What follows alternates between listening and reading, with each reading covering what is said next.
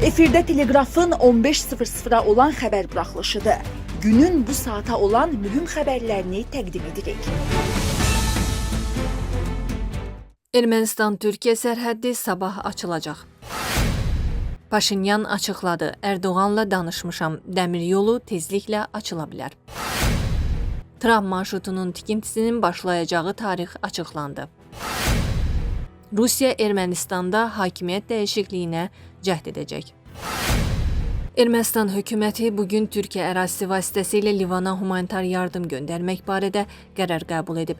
Telegraf xəbər verir ki, Ermənistan-Türkiyə sərhədindəki Marqara keçid məntəqəsi humanitar yüklərin daşınması üçün 12-22 iyun tarixlərində açılacaq. Bildirilib ki, İsrailin hücumlarından zərər çəkmiş erməni icmasının nümayəndələri də daxil olmaqla Livan sakinlərinə humanitar yardım göstərmək qərarı verilib.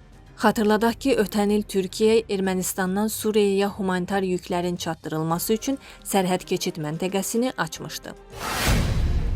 Rusiya parlament seçkilərindən istifadə edərək Ermənistanda hakimiyyət dəyişikliyinə nail olmaq niyyətində idi, amma bu planı uğursuz oldu. Çünki əhalinin əksəriyyəti sülh gündəliyini dəstəkləyir.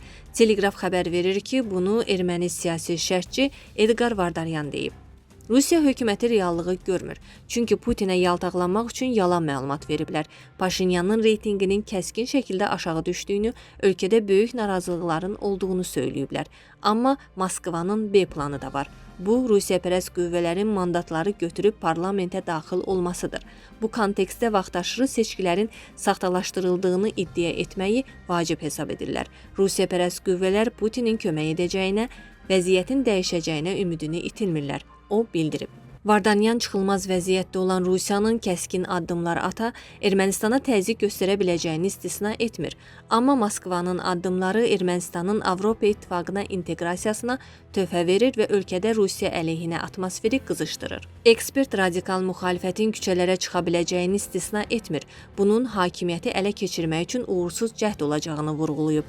Amma Vardanyan əlavə edib ki, yekunda Vladimir Putin Nikol Paşinyanı qələbəsi münasibətilə təbrik edəcək və gərginlik zamanla səngiyəcək. Hazırda TRIP proqramı çərçivəsində tərəfdaşların fəal iştirakı ilə yerdə hazırlıq işləri davam edir. Telegraf xəbər verir ki, bu barədə Ermənistanın Ərazi İdarəetmə və İnfrastruktur naziri David Xudatyan məlumat verib. Nazirin sözlərinə görə tədqiqat və hazırlıq işləri son mərhələdədir. Xudatyan xatırladıb ki, 2026-cı ilin may ayının sonu, iyun ayında Ermənistan və Amerika Birləşmiş Ştatları Xarici İşlər Nazirləri müvafiq sənədi imzalayıblar. Əminəm ki, 2026-cı ilin ikinci yarısında, payızda və ya qışda artıq tikinti mərhələsinə keçəcəyik, o əlavə edib. Ermənistan baş naziri Nikol Paşinyan Ermənistan-Türkiyə dəmir yolunun ən qısa müddətdə açılacağına ümid etdiyini bildirib. Telegraf xəbər verir ki, Paşinyan hökumətin iclasında bu mövzuya toxunaraq Ermənistandan ixrac edilən malların coğrafiyasının şaxələndirilməsi və yeni təchizat zəncirlərinin yaranması barədə danışıb. Bu müddət ərzində yeni nəqliyyat imkanlarımız da yaranıb. Axalkaliki-Qars dəmir yolunun hər iki xətti fəaliyyətdədir. Bu mövzuda Gürcüstan baş naziri İrakli Kobakidze ilə də söhbətim olub. O mənə heç bir istiqamətdə problem yaranmayacağına əminlik verib. Həmçinin Türkiyə prezidenti Rəcəb Tayyib Erdoğanla da danışmışam. Onlar bu istiqamətlərin açıq olduğunu bir daha təsdiqlədilər.